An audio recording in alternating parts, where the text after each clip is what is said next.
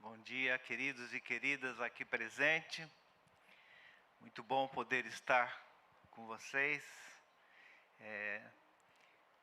Eu faço um exercício, olho os irmãos aqui e eu já vejo a igreja cheia. Porque é muito bom ver vocês. Agora há pouco fui abrir o portão para a Karina e para o Gabriel. Karina sempre com esse sorriso lindo. Que gostoso receber os irmãos, cada um dos irmãos que a gente vê, pessoal louvando a Deus, ensaiando, preparando. É muito bom. Nós ansiamos no coração quando a igreja estará plenamente reunida, porque reunida ela está, né? Onde nós estamos chegando, estamos reunidos e descobrimos que igreja, vamos ver um pouquinho hoje, é muito mais do que só o momento que estamos aqui ou esse espaço físico. Muito bom estar com os irmãos, muito bom ter essa interação aí pelo chat do YouTube. Eu encorajo vocês que não põem nada aí no chat do YouTube, faça esse exercício. Às vezes você não consegue porque você não está logado, né? Mas faça um exercício, logue aí e dê um feedback, dá um oi, cumprimenta. É muito gostoso essa interação. Às vezes a gente aproveita para fazer do momento de bate-papo, né? Reagir, interagir, e é muito gostoso, ainda que é virtual, não vemos, não estamos face a face, mas é muito bom. Então eu encorajo você, interaja, não só para questão de visualizar ou questão que isso é bom ou é ruim, mas porque é gostoso. É gostoso ouvir o irmão dizer, bom dia, feliz por estar aqui, feliz por poder revê-los, feliz por poder adorar a Deus juntos, dando um sinal, estamos aqui. Alguns irmãos, como o Léo Curso, que foi levar a filha para iniciar as aulas na universidade, então está em outra cidade. Abração, Léo, Joana, Ju, que estão em Irati, no Paraná. Ele posta, estou em Irati, que gostoso. Nós, de alguma forma, interagimos, nós, de alguma forma, conversamos e partilhamos, apesar de não estar perto. Então, eu encorajo. Usa aí o chat para você dar um feedback, um alô, para você comentar, para você participar junto com a gente desse momento. Aí nós nos sentimos um pouquinho mais juntos, apesar de estarmos um pouco distantes uns dos outros. Nós estamos na série com esse tema, Igreja, a Família de Deus, e hoje nós vamos trabalhar nessa expressão, a família de Deus. Eu vou fazer um pouco de uma caminhada que possivelmente você vai falar assim, pastor, isso daí é mais que óbvio, mas você não para pensar. Por exemplo, será que essa expressão igreja, família de Deus é algo que está na Bíblia? Ou é algo que nós inferimos porque é um conceito? É claro, é óbvio, não tem dúvida. Mas como é que nós podemos, vou falar uns palavrões aqui, biblicamente, teologicamente, afirmar que isso é uma verdade? Você já parou para pensar? Pensa aí alguns minutinhos, você consegue lembrar de textos que possam te afirmar essa verdade? Ou é algo que nós inferimos? Expressões como a igreja é o corpo de Cristo, nós vemos facilmente, Romanos 12, Coríntios 12 e 1 Coríntios 12 e outros textos que vão falando sobre isso. Mas essa expressão, a igreja, a família de Deus, às vezes a gente fica pensando, aonde nós concluímos isso? E eu quero fazer um raciocínio, eu gosto de fazer uma pregação, você vai perceber que hoje eu estou fazendo uma pregação um pouquinho diferente, ela não discorre um tema e divide, mas ela vai correndo um raciocínio linearmente, para chegar num ponto que eu quero no final dessa mensagem. Mas vamos lá. A igreja, família de Deus. E primeiro eu queria pensar com vocês sobre a seguinte coisa. A imagem mostra de um lado uma cruz, de outro lado uma capela, um templo simbolizando. O banco de imagens me deu essas imagens. Mas vamos pensar um pouquinho sobre a igreja. A igreja. Qual é o conceito que nós fazemos de igreja? Alguns lugares você vai perceber que tem teólogos ou biblicistas ou pessoas que gostam de diferenciar quando se usa a palavra igreja com I maiúsculo ou igreja com I minúsculo, tentando dar a entender que o I minúsculo é um uso mais cotidiano, corriqueiro. O I maiúsculo, ela tem uma expressão mais carregada de teologia, mas talvez a gente não se aperceba desses detalhes, né? Do que nós estamos falando quando nós falamos de igreja? Pensa assim comigo. Hoje de manhã você acordou e pensou assim: uau, eu quero ir a... O que você pensou? Você que está aqui, ó. Quando você acordou, o irmão Rubens Yoshida, nosso querido Gohan, ele não teve que pensar, porque ele tem que vir, ele era o dirigente. Ele não tinha como pensar, né? Outros que estão escalados aqui também não tinham como pensar, mas alguns de nós aqui podíamos ter pensado.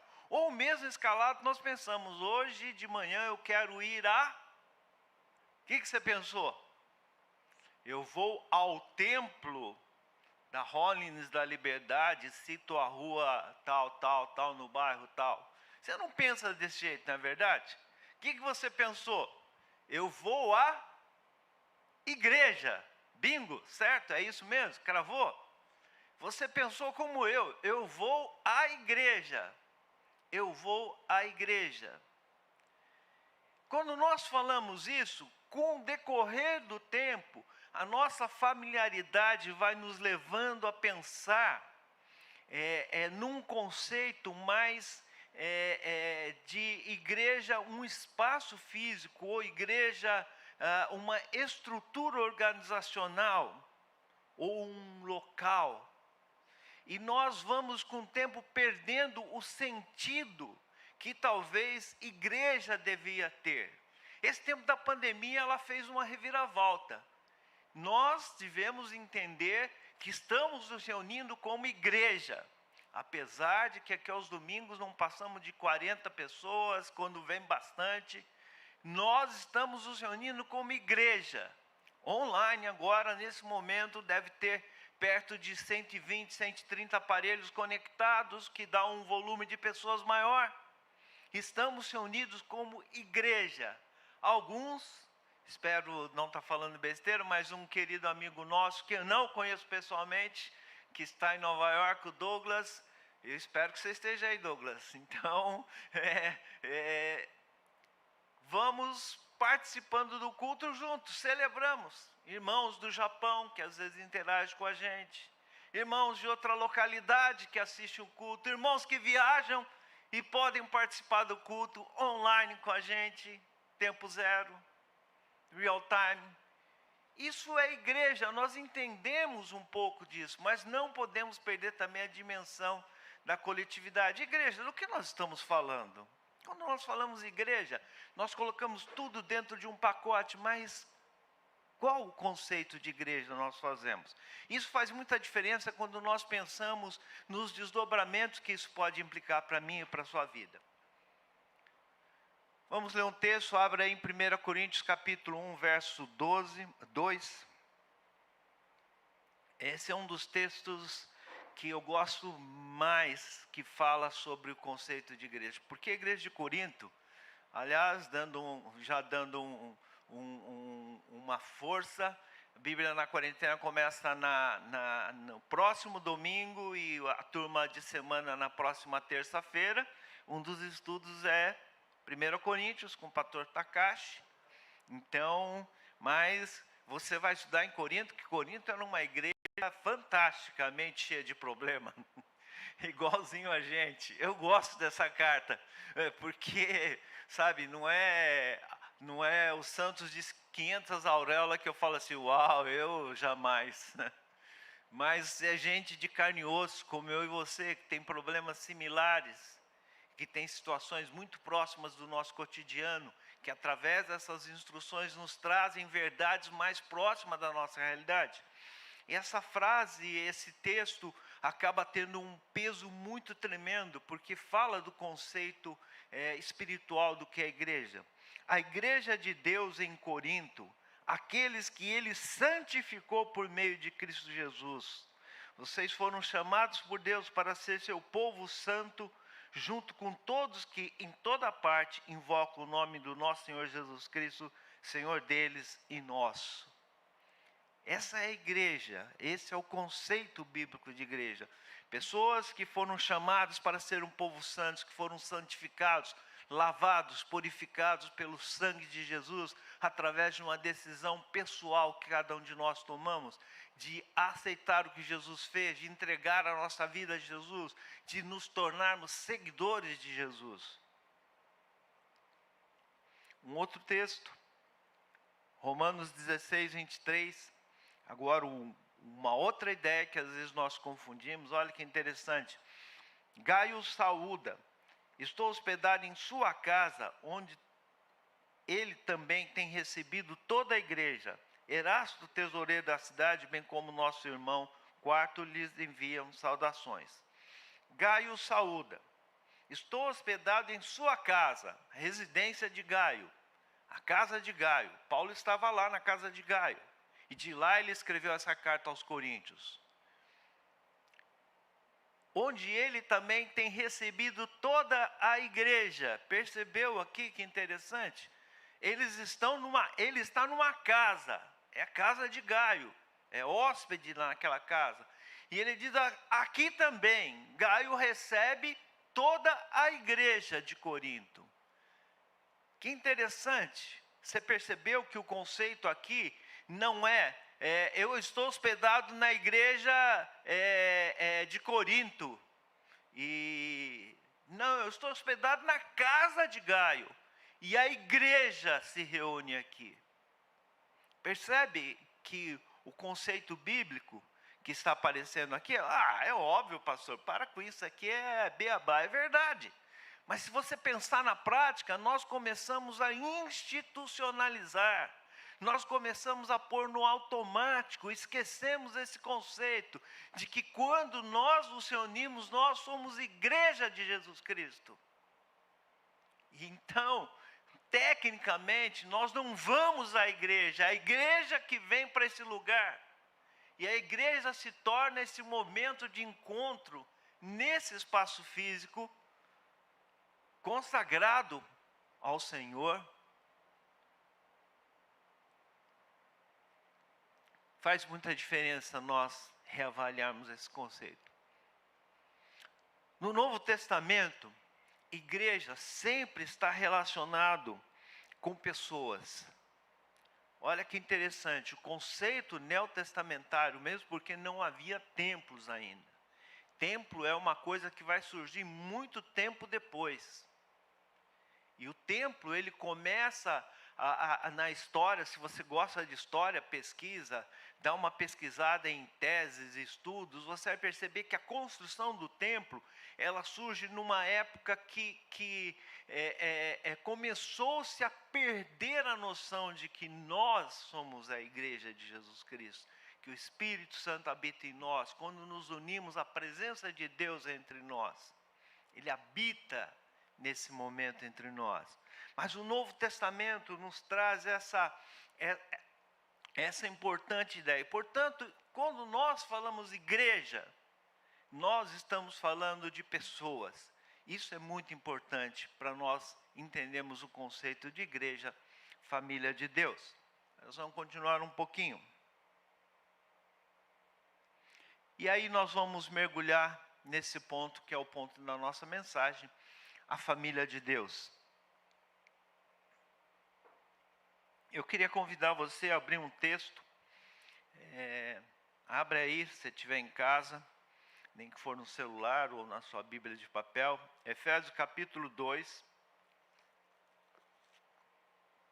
versos 11 a 19.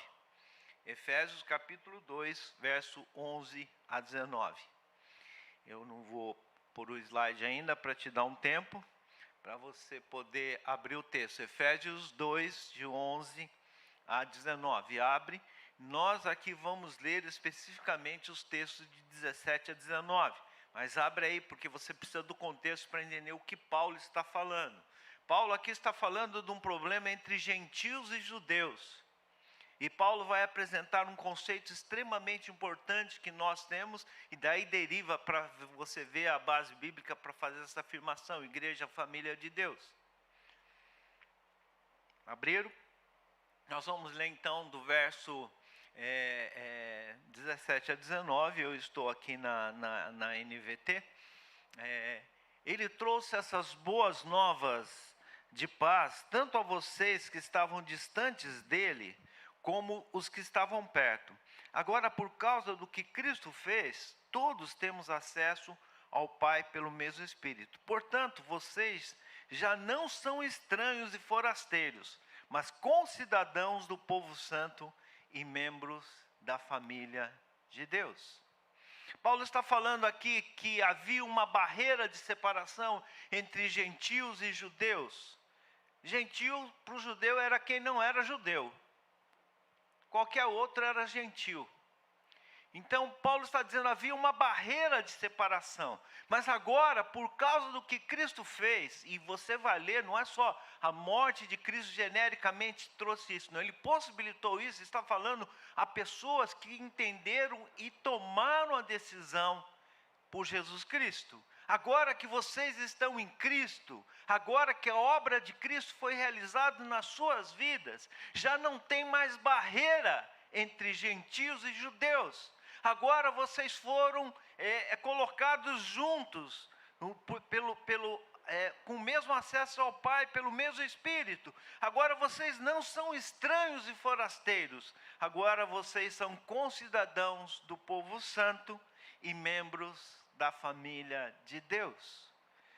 É um fenômeno interessante isso. Por qualquer localidade que você vá, quando você encontra o povo de Deus e se reúne com o povo de Deus, você tem uma afinidade. Você tem algo que é diferente. Em qualquer parte que você vá, com pessoas que você nunca viu na frente, você sente que você está dentro da família. Você é parte. Você é parte dessa família. Porque nós fomos aproximados pelo sangue de Jesus. Não há barreira. Mas isso daí é só no papel, né, pastor? Porque na prática, sabe como é, né? Tem um amigo meu que diz assim, tal igreja assim, sei lá pode ser primo distante, mas irmão, não sei se é mais irmão em Cristo, não, né? Brincadeiras à parte, por conta das divergências teológicas. Existe sim um ranço, existe sim preconceitos, existe sim dificuldades. Logo no início do pastorado, em Goiânia, nós fomos em 2 localidades com os jovens, porque fomos chamados a participar de um culto. Fomos numa igreja mais tradicional, mais silenciosa, onde realmente havia um momento mais solene, né, um culto bacana, mas bem mais controlado. Depois, um dia, fomos convidados para ir numa Assembleia de Deus, os irmãos da Assembleia de Deus que possam nos acompanhar, uma igreja mais espontânea, cheia de glória a Deus, aleluia, e glória a Deus, aleluia, amém, e tal, e aquele louvor mais. E aí, voltando com os jovens, eu falei, aí galera, o que vocês acharam? Aonde vocês se identificam mais? Onde a nossa família está situada? Ele falou, mais ou menos no meio, pastor, mas acho que a gente gosta mais desse jeito aqui da Assembleia.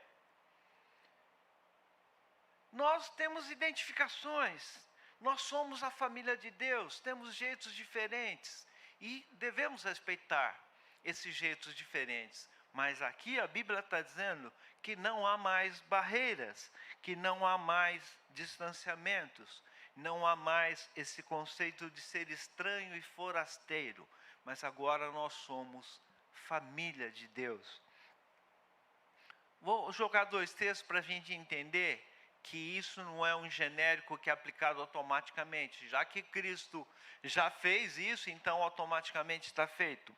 Há 2 textos importantes para nós pensarmos. João capítulo 1, versos 10 a 13, abre aí, mais rápido, João 1, 10 a 13, eu não vou ler 10 a 13 todo, eu vou ler só, vou ler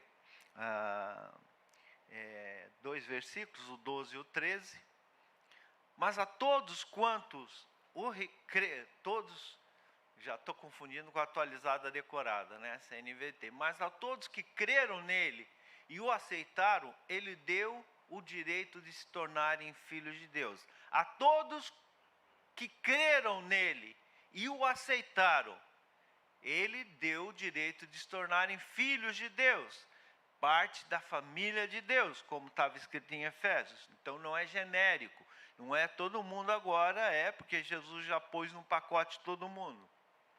Estes não nasceram segundo a ordem natural, nem como resultado da paixão ou da vontade humana, mas nasceram de Deus. Ou seja, esse é um nascimento espiritual, não está falando do nascimento carnal. Portanto, a obra de Cristo nos torna a família de Deus quando nós entregamos a nossa vida a Jesus Cristo, quando nós cremos e aceitamos o que Jesus fez por nós, quando nós experimentamos a bênção da salvação, do novo nascimento em Cristo Jesus, nós nos tornamos família de Deus. Tem um outro amigo que diz assim, sabe aquele irmãozinho em Cristo, aquela irmãzinha em Cristo chata que você não gosta? Se ela entra para uma porta e você quer sair para outra, ele falou assim, vai acostumando, meu irmão, que lá no céu você vai ter que conviver com ela. E é capaz que ela fique bem perto. O céu deve ser um negócio muito grande, mas ela deve ficar bem pertinho de você. Então vai acostumando. Lá no céu nós vamos viver todo mundo juntos. Somos da mesma família. Fomos aproximados, lavados, regenerados pelo sangue do nosso Senhor Jesus Cristo. E agora eu chego no texto que é o nosso texto de referência da mensagem de hoje, que se encontra em Lucas capítulo 8, verso 19 a 21. Eu peço que você abra, enquanto você localiza aí na sua Bíblia, eu vou tomar um gole de água.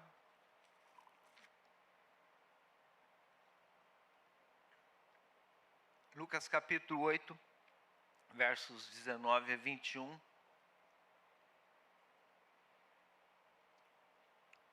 Vamos ler, eu vou ler também na NVT. Verso 19. Então a mãe e os irmãos de Jesus foram vê-lo, mas não conseguiram chegar até ele por causa da multidão. Alguém disse a Jesus, sua mãe e seus irmãos estão lá fora e querem vê-lo. A mãe de Jesus, Maria, e seus irmãos nascidos de Maria, estavam lá e queriam ver, mas tinha uma galera muito grande, possivelmente numa casa, não conseguia chegar a Jesus. Alguém foi lá e falou assim, ô Jesus, tua mãe e teus irmãos estão lá fora, estão querendo falar com você. É melhor você dar um pulo lá. E aí Jesus responde com uma expressão muito interessante. E Jesus respondeu, minha mãe e meus irmãos são aqueles que ouvem a palavra de Deus e a praticam. Minha mãe e meus irmãos são aqueles que ouvem a palavra de Deus e a praticam. Essa expressão ouve, fazendo um parênteses, quando fala sobre os 2 grandes mandamentos, Marcos traz essa forma, ele começa com uma expressão. Ela não começa, amarás o Senhor teu Deus, tal, como Mateus e Lucas começam. Ele começa com outra expressão em Marcos, que é a mesma que está em Deuteronômio. Ouve, pois, ó Israel, o Senhor teu Deus é o único Deus. Amarás, pois, ao Senhor teu Deus. Ouve, pois, ó Israel.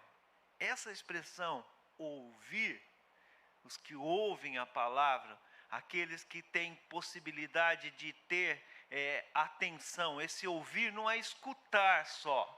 Você está ouvindo, mas não está processando.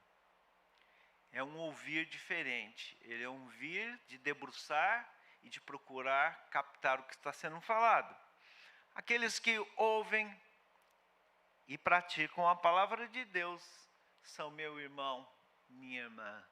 Jesus respondeu, minha mãe e meu irmão e meus irmãos são aqueles que ouvem a palavra de Deus e as praticam. Aqueles lá eram irmãos dele? Sim, eram irmãos dele.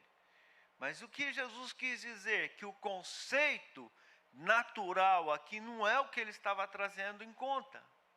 Ele estava trazendo em conta agora o conceito que nós estamos trabalhando, que nos torna família de Deus.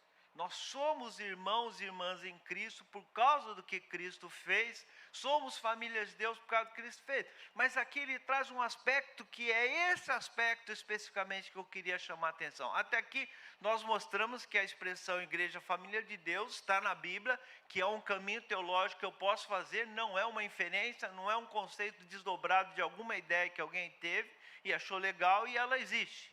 Mas ela é um conceito sustentado biblicamente. E aqui eu estou tentando trazer um desses aspectos. Somos parte da família de Deus. Quando cremos e aceitamos o que Jesus fez, nos recebemos o direito de sermos feitos filhos de Deus. João 1,12. Mas aqui Jesus está trazendo um outro aspecto dentro disso. Ele não está substituindo. Porque obviamente quem ouve e pratica, recebe Jesus Cristo. Mas ele está trazendo um aspecto importante que eu gostaria de trazer para vocês. Ser família de Deus implica em ouvir e praticar a palavra de Deus. Olha a tese que eu estou tentando trazer nessa manhã. Ser família de Deus implica em ouvir. Ouvir não é só entra de um lado, sai do outro, escuta, mas é ouvir. Nós moramos bem próximo de uma avenida movimentada. E algumas pessoas perguntam assim, o barulho não incomoda? Com o tempo, o barulho passa a ser tão parte do seu dia a dia que você não percebe mais. Tem muitos hospitais ali na região, então é muito comum a gente ouvir o barulho, a sirene de ambulâncias passando. É engraçado, no tempo do mais pesado do lockdown a gente ouvia pouco. Mas com o tempo, você não se atém. Nossa, é uma ambulância, alguém está indo para o hospital. Com o tempo, aquele barulho fica fazendo parte. Maluco gritando na rua. No começo, eu saía lá na janela para olhar que maluco que está falando, ou o que? Será que está pegando, o bicho está pegando ali, o que está acontecendo? Mas com o tempo, você também começa a não ouvir mais. Aquele som, aquele ruído está ali, mas você não ouve mais. Quem está tendo aula online deve estar tendo uma experiência parecida, não é verdade? Aquele ruído chamado voz do professor, vai chegando uma hora que você vai ficando, é um ruído só, né? Você só fica aquele ruído. Depois eu estudo. Depois você pergunta para o colega, o que ele quis dizer? Eu não entendi lufas o que ficou falando. E ainda que tem professor que fala assim, deixa a câmera aberta, né? Aí tem aluno que tira uma foto ele olhando pro negócio e põe lá no perfil do Zoom ou do aplicativo. De vez em quando eu fico olhando lá na tela, vou ver se esse cara vai piscar.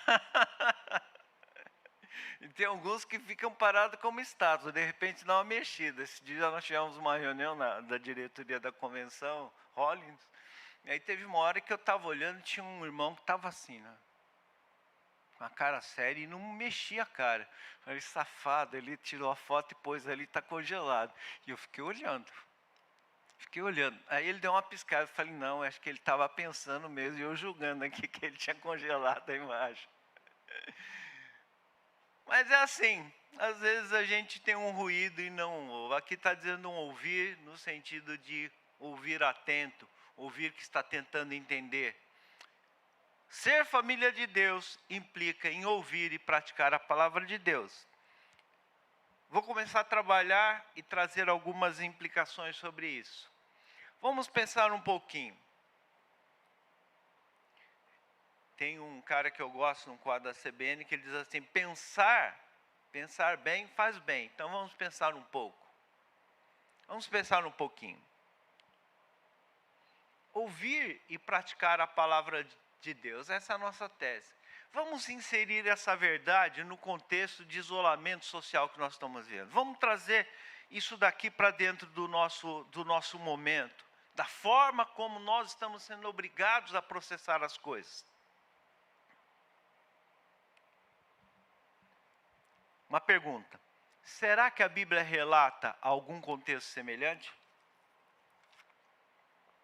Será que já houve algum tempo na Bíblia em que o povo, ou a igreja, ou o povo, viveu um momento semelhante ao que nós estamos vendo? Ou que nós poderíamos avaliar algumas características e dizer assim, deve ter alguma similaridade. Não é a mesma coisa, não era talvez uma pandemia, mas talvez seja. Para isso, para facilitar, vamos dar uma pensada. Vai pensando aí, se você consegue identificar. Vamos pensar em algumas características que nós estamos vivendo. Sem liberdade de ir e vir, isolamento. Teve feriado, aí teve fim de semana que mandaram fechar os parques. E teve uma vez, estava fechado, nós rodamos 3 parques da cidade para caminhar e voltei feroz para casa, como muita gente. Não tem nem parque, tinha um monte de gente andando no entorno, aquela montoeira de gente, né? Quando fecha Ibirapuera, por exemplo, você vai lá, tem um pedaço que dá para pular o negócio, fica aquela parte da frente, perto da Lesp, você consegue, tem um monte de gente que andando ali. E alguns falam que aquilo é praia de paulistano, né? Vai tomar sol lá em alguns finais de semana. Mas nós estamos com o mover limitado. Fica em casa, fica em casa. E algumas vezes proibido de ir ou limitado a ir. Ou nós nos limitamos pela consciência e pelo cuidado para não sermos infectados com esse problema, com essa pandemia, com esse vírus. Então nós vivemos um contexto sem liberdade de ir e vir. O isolamento é isso. Nós temos um limite de liberdade. Eu vou onde eu quero, faço o que eu quero, verdade. Não existe uma proibição formal. Você pode ir e vir. Ninguém está te multando ou te prendendo por ir.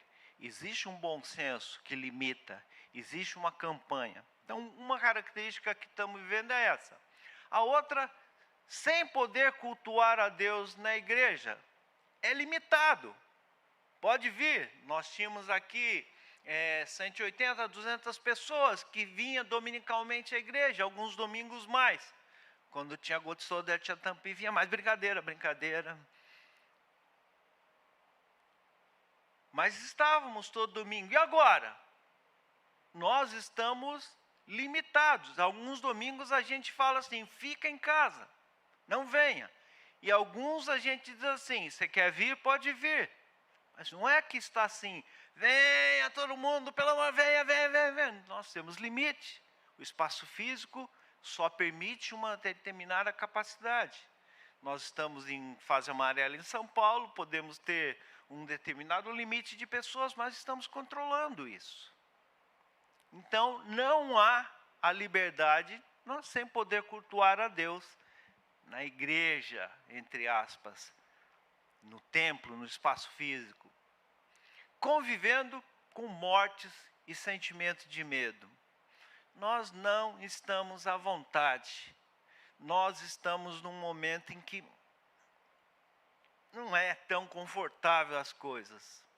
E de vez em quando eu desligo a televisão porque fica esse negócio de tantos mortos, tantos não sei o quê. Parece que eu até reclamei com um colega aí que trabalha nessa área de jornalismo. Ele disse, não, mas é que isso aí chama o que está, é o olho da notícia, é o olho da coisa, então vai sempre falar, que é a coisa mais importante que está acontecendo. Mas é esse sentimento que ele está permeando, que faz parte do nosso cotidiano, convivendo com mortes, medo. É como se nós estivéssemos pisando numa terra que não é a nossa. Nós estamos na nossa cidade, na nossa casa, mas eu moro num prédio. De vez em quando notifica que alguém está lá e a gente começa a ter receio de andar ali mesmo. Começa a ter cuidados redobrados. E é recomendável que faça isso. E aí? Consegue identificar algum período na Bíblia que possa ter acontecido isso? Vamos fazer um exercício. Aí faz uma brincadeirinha aí. Se você tem uma ideia, chuta aí. Depois eu olho o chat. Eu não vou abrir agora aqui. Estou com o celular, mas não vou abrir. Mas faz uma brincadeirinha aí. Dá uns chutes. Escreve aí no chat se você tem alguma ideia. Depois eu me comprometo em dar uma olhada nesse negócio.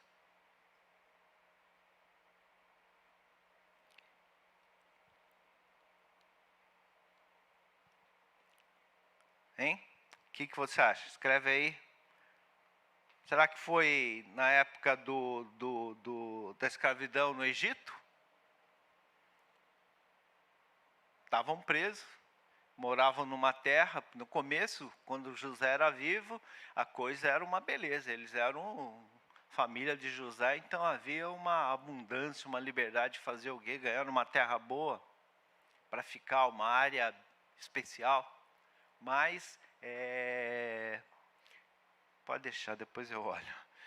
Será que foi esse período? Eles estavam reunidos, eles podiam fazer algumas coisas, mas depois morreu aquele faraó, levantou, e aí começou o período de servidão, de escravidão, que já não podia fazer mais o que pensar, já fazer o que bem entender. Será que pode ser? Bom, pode ser.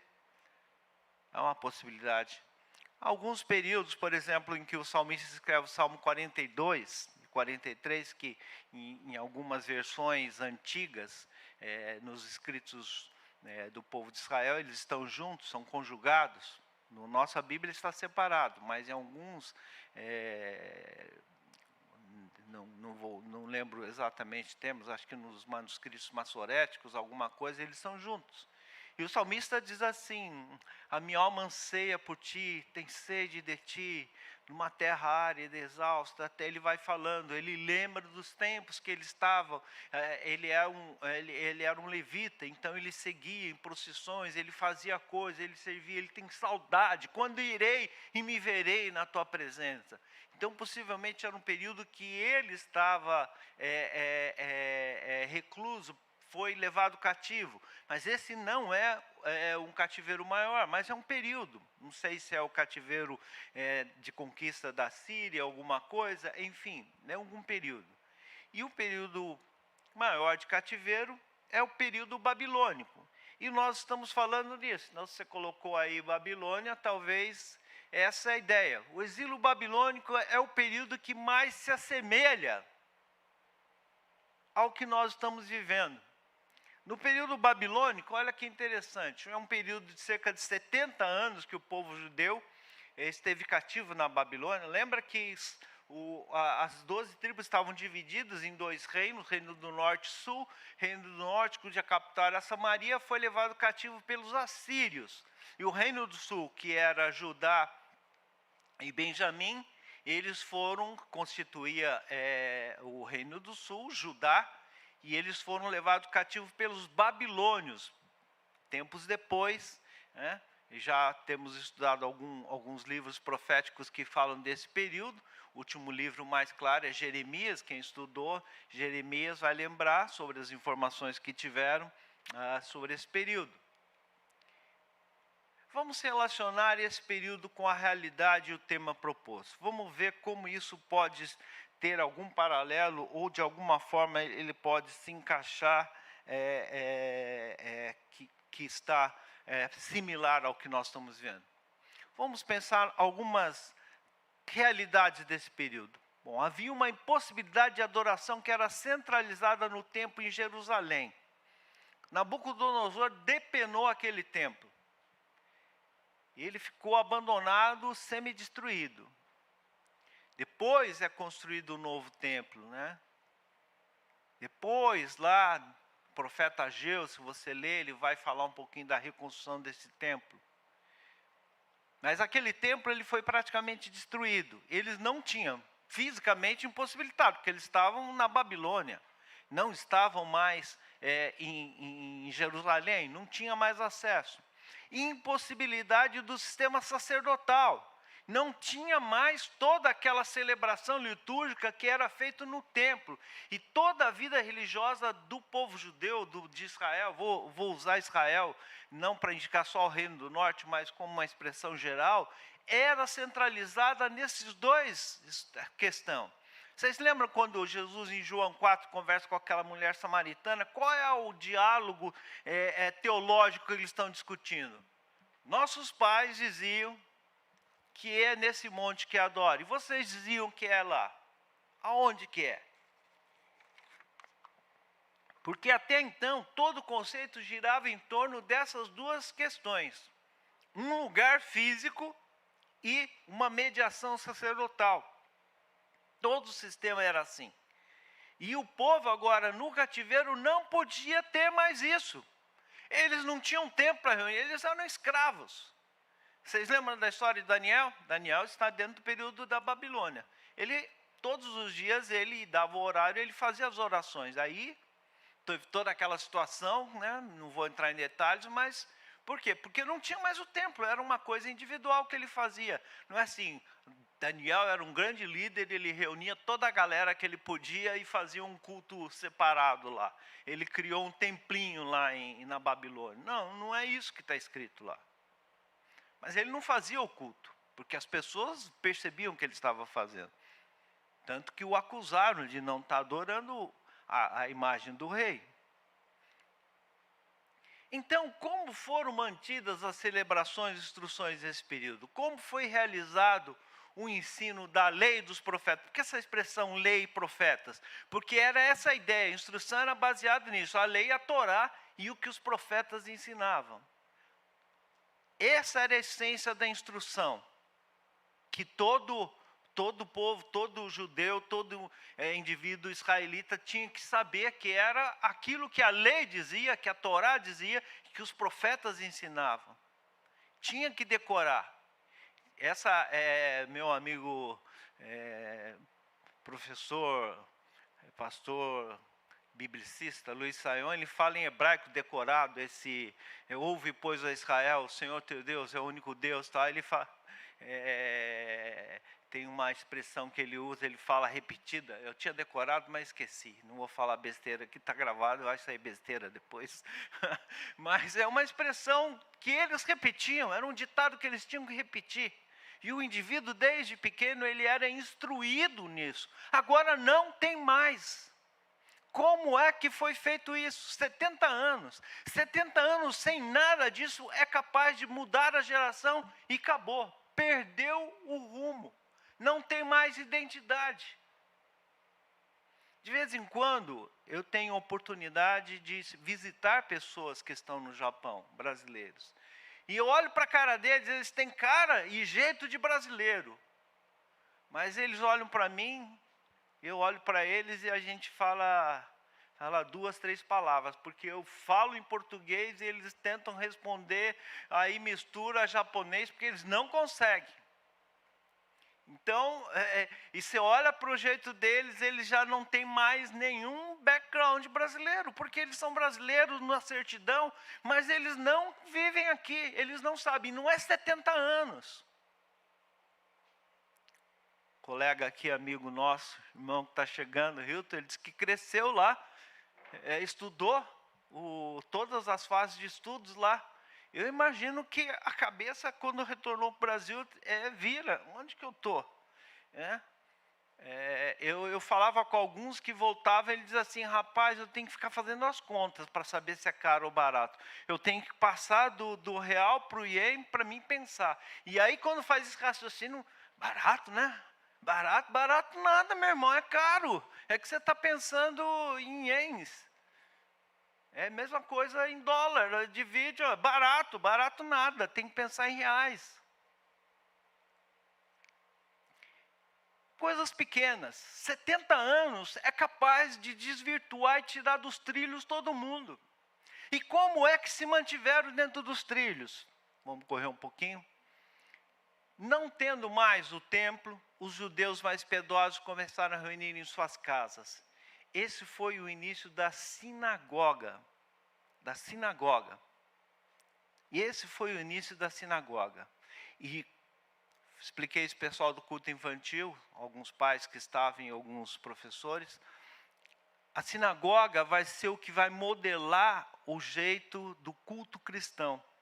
O nosso culto, o nosso jeito de liturgia é muito similar ao que se fazia e se faz nas sinagogas.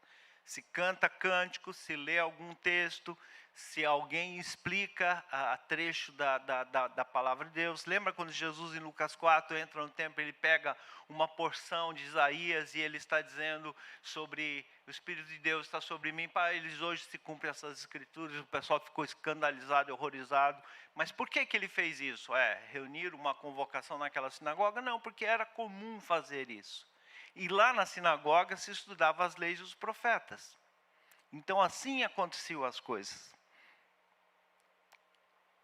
Essa é a ruína da sinagoga de Cafarnaum. É uma das ruínas mais antigas que existe, é uma imagem que o banco de imagens forneceu. Só para ter uma ideia, ele é um formato muito similar ao que é o que fazemos. A diferença é que o palco não ficava assim na frente, a parte em que as pessoas falavam era na área do meio, as pessoas sentavam na lateral. Nós pudemos visitar as ruínas originais de uma das sinagogas, e era assim, há um espaço no meio e uns lugares para sentar em volta, que era assim que funcionava. Então quem ia dirigir os cânticos aí ficava no meio, era na parte central, e aí ele lia a lei, o profeta explicava, ou eles cantavam ali. Então a sinagoga foi o que originou. Então isso daí ela é realizado onde? Ela é realizado em casa. Num tempo de limitação, em que não havia possibilidades, a coisa funcionava nas casas. Num período em que não podiam mais se reunir para adorar no templo, em que não havia mais mediação sacerdotal, as casas e as famílias passaram a ser o centro do ensino da lei e dos profetas. Onde é que eles mantinham todo mundo no trilho? Era na casa. Na casa é que se processava isso. Nas famílias que se estudava o equivalente à palavra de Deus. E aqui eu quero trazer essa relação, fazendo o paralelo para hoje. Com possibilidades limitadas de reuniões presenciais, sem ensino bíblico por classe especial para as crianças, a família passa a ter papel primordial no ensino da palavra de Deus. Em casa. Como está funcionando quem tem crianças menores com o estudo, ou mesmo não tão menores? Os pais, que coisa esquisita, né? Os pais tiveram que arrumar computador para cada filho, melhorar a internet. Cada filho agora tem que ficar no seu canto, não fica escondido aí no seu quarto, agora tem que ficar, senão a zoeira de um interfere no outro. Cada um tem que ter a sua tela particular, a sua conta do aplicativo que se usa, e tem que assistir aula lá, e os pais têm que monitorar o acompanhamento. Estudos, pesquisas já estão mostrando que as crianças que têm tido melhor desenvolvimento, as crianças que estão conseguindo ter algum aproveitamento de estudo, é onde há um monitoramento mais próximo. Pai e mãe passam a ser professor junto, ocupa esse papel. Por isso que aumenta o desgaste. Verdade, isso tem um subproduto, que é os desgastes das relações familiares. Que em algum momento, dentro dessa série, sobre família de Deus, a gente possa trabalhar também. Mas a família passa a ser o espaço importante. Como no isolamento que foi o período babilônico, que é o que mais se assemelha com o que nós estamos vivendo hoje. E aí eu queria te dizer o seguinte: como ouvir e praticar a palavra de Deus para ser família de Deus? Eu vejo aqui 2 desafios que eu quero deixar com os irmãos. Primeiro é a vida devocional pessoal. Nós estamos acostumados a vir todos os domingos e homeopaticamente receber uma palavra durante os cultos e nas classes de estudo de escola bíblica. E isso era o suficiente para nos alimentar ou subalimentar. Mas estamos vivendo tempo que, às vezes, uma mensagem que eu ouço no culto de domingo, ela não tem o mesmo aproveitamento que eu conseguiria ter. Algumas pessoas assistem várias vezes, anotam, mas a maioria só assiste, ouve, não capta muito bem o que está Não há tempo, a coisa é muito dinâmica e rápida. Não há momento para interagir. Às vezes, as classes de escola dominical, por exemplo, como a classe do Manuel, muitas vezes eu estive lá, eles continuavam batendo um papo sobre aquilo que eles tinham ouvido dentro do culto. Não tem mais isso. Malemar, as pessoas ali terminam o culto, conversam entre os membros da família sobre o que está vendo, o que aconteceu, como entendeu, o que aprendeu. Raro as famílias em que acontece isso. Então, a vida devocional pessoal é muito importante. Aproveite, eu queria fazer, não é uma propaganda, mas um encorajamento. Use um aplicativo que se chama YouVersion.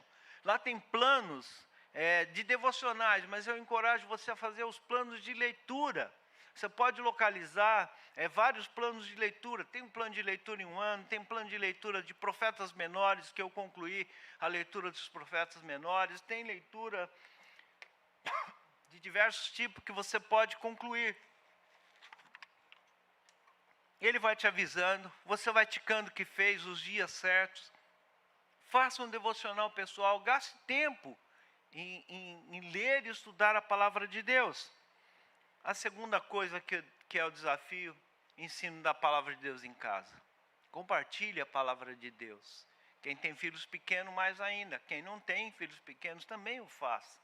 Reserve algum tempo para conversar sobre a palavra de Deus, aquilo que Deus está falando, como tem aprendido. Encoraje, acompanhe. Por quê? Porque é nesse ambiente, aquilo que nós nos apoiávamos todo na estrutura chamada igreja, não é mais possível. Vamos ter Bíblia na quarentena agora? Vamos ter Bíblia na quarentena, mas é optativo, entra quem quer. E nós temos tido um programa envolvendo várias igrejas, não atinge um quarto da igreja, um terço da igreja, quando atinge bem. Então, a importância da palavra de Deus no ambiente da família. Eu queria terminar com um texto bíblico que está em Deuteronômio 8, 4 a 7. Ouve, Israel, o Senhor nosso Deus é o único Senhor. Amarás, pois, o Senhor teu Deus de todo o teu coração, de toda a tua alma e toda a tua força. Estas palavras que hoje te ordeno estarão no teu coração. Tu as inculcarás a teus filhos, e delas falarás assentado em tua casa, andando pelo caminho, ao deitar-te, ao levantar-te. Ou seja, fala em todos os momentos em que houver possibilidade. Minha mãe, meus irmãos, são aqueles que ouvem a palavra e as praticam. E a praticam. E essas palavras que hoje te ordeno estarão no teu coração. Tu as inculcarás a teus filhos e falarás assentado em tua casa e andando pelo caminho, e ao deitar-te, ao levantar-te. Que o Senhor possa nos encorajar, que o Senhor possa nos ajudar a entender que a igreja, a família de Deus, ela é um conceito que é apresentado na palavra. Obrigado, Amanda. É um conceito que é apresentado na palavra de Deus, é um conceito bíblico. Dentro de todo, aí chegamos nesse ponto. Minha mãe e meus irmãos são aqueles que ouvem e praticam a palavra de Deus. A família de Deus é o local onde há o ouvir, o entender a palavra de Deus e o praticar. E eu queria dizer que nesse tempo muito similar ao cativeiro da Babilônia, para nossa família não sair dos trilhos, é muito importante que haja esses dois desafios, devocional pessoal e a conversa sobre a palavra no âmbito da família.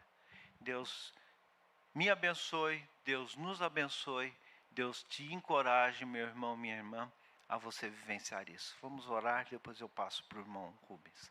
Pai, te agradecemos pela tua palavra e pedimos que o Senhor nos ajude a viver dessa maneira.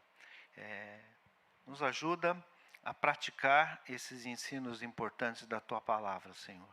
Como família de Deus, nós possamos vivenciar de modo ativo, de modo intencional, o nosso estudo devocional e de alguma forma partilhar da palavra em casa. É muito mais sensível com as crianças, mas também adolescentes e jovens, e entre nós adultos é importante e necessário. Obrigado, Pai, em nome de Jesus. Amém.